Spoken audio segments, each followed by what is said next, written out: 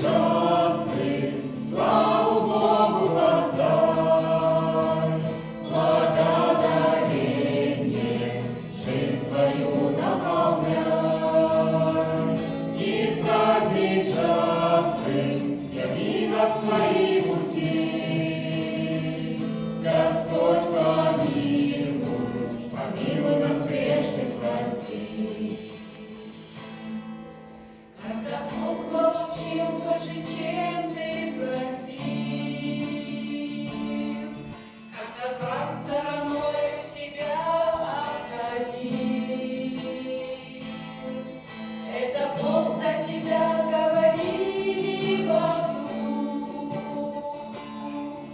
Он за нас, потому что Он наш лучший друг.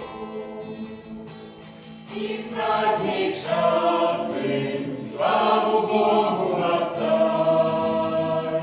Благодарением жизнь свою наполняй.